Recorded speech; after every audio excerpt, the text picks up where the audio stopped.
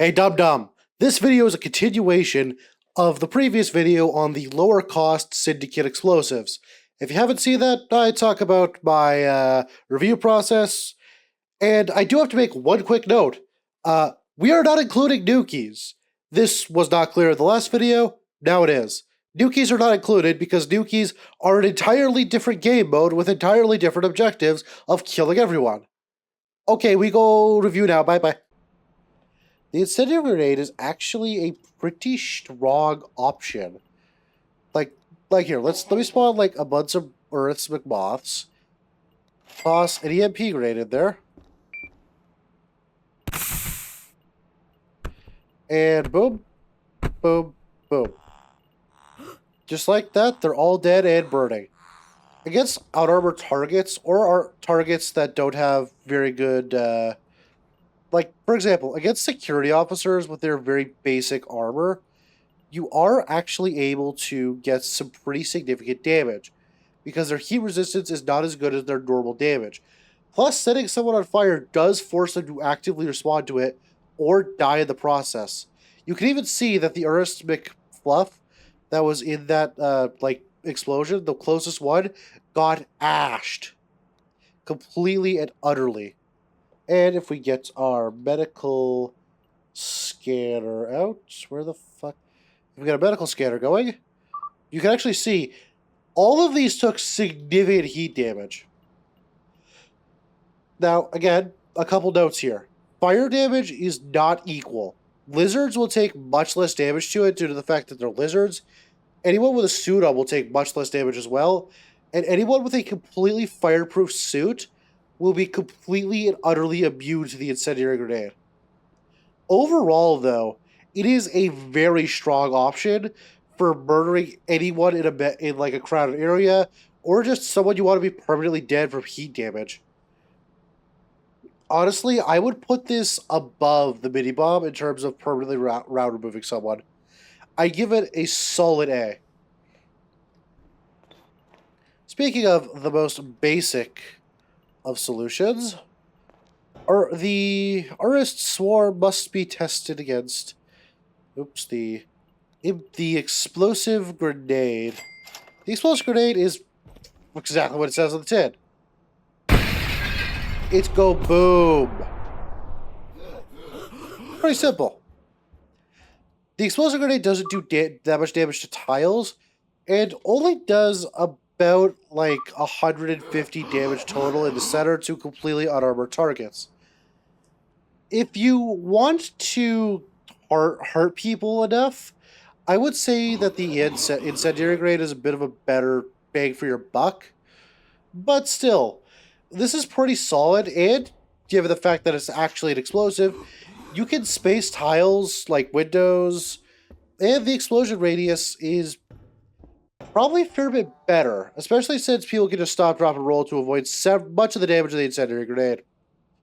Overall, I give it a B. Think of the next grenade, travel grenade. As you can see, it's pretty damn good, dealing massive piercing damage to anyone hit by it.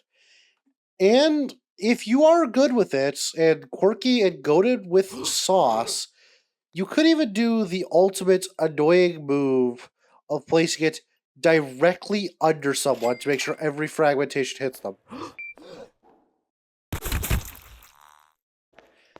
And all of the fragments together, yeah, I don't think he's getting up after that one, mate. I don't think he's getting up after that one. Power has been restored to the station. The shrapnel grenade fills pretty much the same purpose of as the explosive and incendiary, but it lacks the round removal potential that the incendiary grenade provides, so I gotta give it a simple B tier. The exploding pen is the first item that actually gets a little bit interesting. You click it, you can even toss it. Bada boom. The damage it does, I don't think is that great, but what it has in, terrible damage, it more than makes up for in stealth plays. Like, come on. if someone's in a crowd and you toss a pen into them, they're not gonna, they're like, oh, it's just a pen, cool. Bada boom.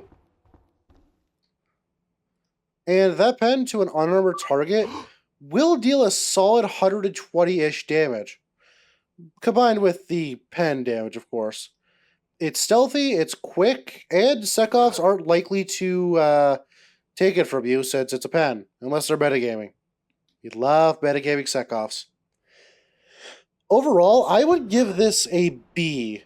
It's not going to do much to an armored target, like someone in cap suits, or, like, hell, even just a bit like a tier 3 armor vest. They're really not going to care that badly, like, bada boom, I'm at bad and not bleeding. I'm still good enough to run into bed.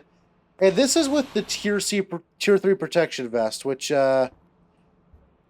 the defenses on this are good against piercing, not much else.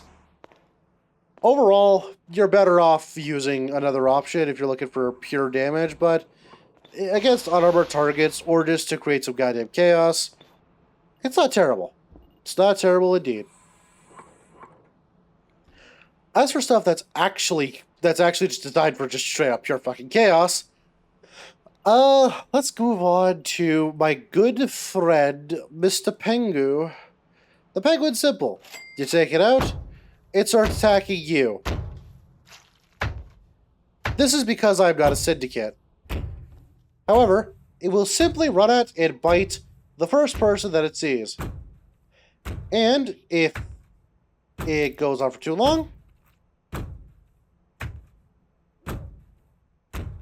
a good while, that is. Oh shit. Oh shit. Oh shit. Oh shit. Take an Urus. Go for the Urus. Yeah, bite the Urus. Huh.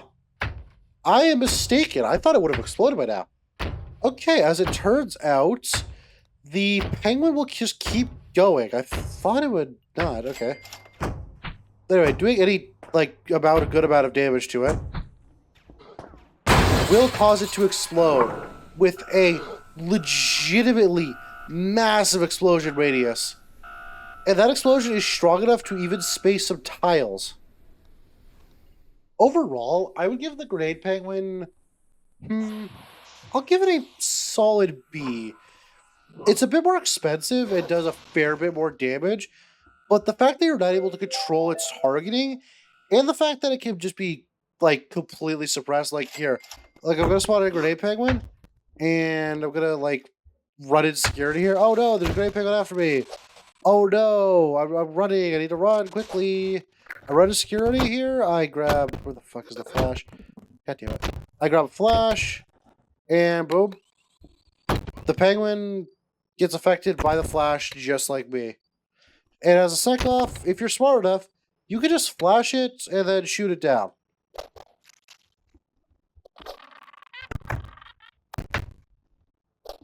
Okay, buddy.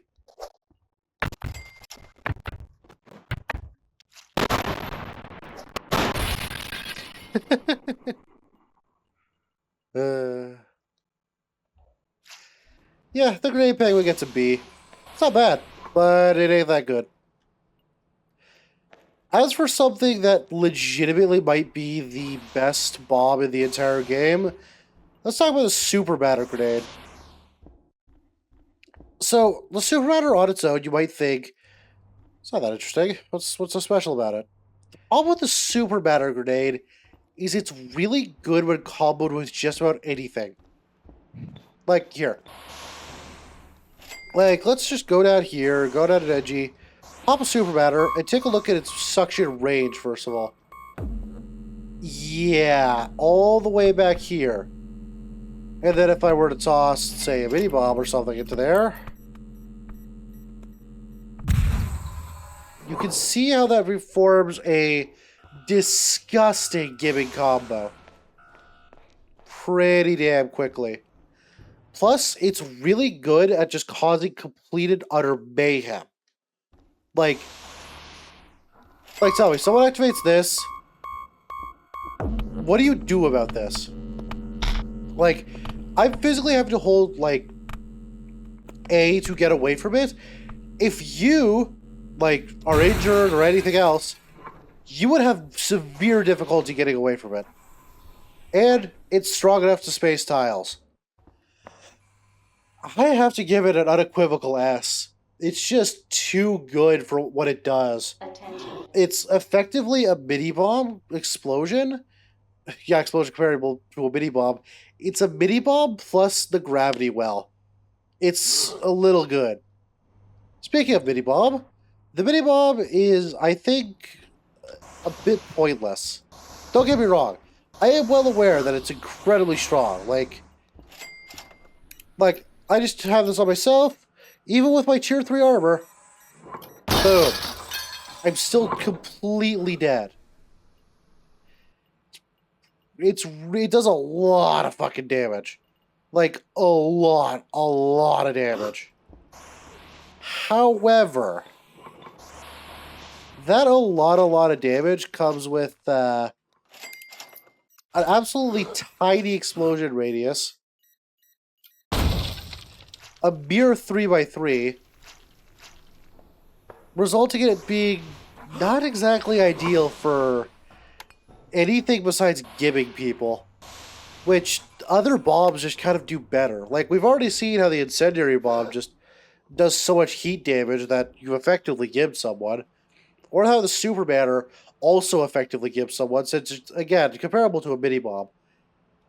I'm not saying the mini bomb's bad, but I am saying there are better options available that unfortunately get it stuck in C tier. The electrical disruptor kit is something I'm not going to actually talk about because it's one of those kits that you can judge on your own. If you think you're going to need 3 EMP grenades and an EMP implanter, you're effectively saving 2 TC, which really isn't that much of a bargain if you think about it. I'm not going to rank it because we've already talked about the what it gives, partially at least, and I don't think the EMP implant is actually that good. I think it's pretty terrible, but I'll talk about that when I get to the implants. The cluster grenade, though. This is a simple tool. It goes that. It spawns 3 bombs. 3 bombs explode. Blow up everything. I'm going to put it next to the grenade, purely because it's the explosive grenade, but 3 of them. Untargeted. And more chaotic. I don't think it's exactly a bad thing. I just think that you have a bit of a better option available for murder. It's not cheap, but if you're buying a cluster grenade, you just want to blow everything up, and there's really not much better for it. Now for a controversial opinion. It's time to talk about the big lad, the Largo Bombo. The Syndicate bomb, the big bomb, the Cindy bomb medbay, everyone get the hell out. And for this, I'm going to A-Ghost, because it's a little difficult to show the sheer range of this thing on the ground. So let's just spawn one in. Spawn entities, let's spawn a Cindy, a bomb. Syndicate bomb. The fuck just got gibbed? Attention. The Syndicate bomb is a massive bomb that has a guaranteed 180-second cooldown, and it has its own diffusal system. You're likely going to hear a bunch of shit about, like, Cindy bomb here, because, here, listen to this. It's off screen. We're all the way to the right. You can still hear it beeping. Beep, beep, beep, beep. A very distinctive beeping that everyone can recognize. And everyone will call out. As for explosives, though, let's talk about defusal. Attention. In order to defuse a Syndicate bomb, you need to pop it open first, and then use a wire cutter to cut the wires or pulse different wires. Pulsing wires will give you different effects. like reducing the amount of stuff it has left, and cutting them has a chance to hit the ultimate diffuse trigger that you're looking for, or completely blow up everything. And yeah, the radius of the explosion is more than enough to completely wipe a department off the map. Security is unusable now. However, if the bomb is defused and you did wind your prints, yeah. Now the question is the Sydney bomb actually that difficult to deal with, to defuse? And honestly, it depends on how fast it is spotted. Like here. Let's go right down to science, where they have their own bomb testing area. Which doesn't fucking exist. No, here it is. They have their own EOD suits and stuff. We throw in a Arist to control here. The Arist Macabres. Now, as for spotting the Syndicate bomb, it costs 11 TC, and this is the only Sydney item that has a unique spawn timer. You cannot spawn in a Sydney bomb until 30 minutes into the shift. This is because it's kind of round ending if one of these goes off, and it's a little lame to get Sydney and then immediately blow up the entirety of bed. Like, come on. As for spotting it, it pops out right under you, so it's a little obvious if you do this in front of, like, you know, an entire crowd. As for defusal, you can get it pretty consistently. There's still a bit of luck involved, but if you just keep calm, pulse the wires without snipping any of them, you can very likely get the two bolt ones, or you can get unlucky and blow everything up. Again, it's RNG, but 90% of the time, it'll either get unbolted, which allows them to throw it somewhere else, you know, into space, or it's gonna get diffused.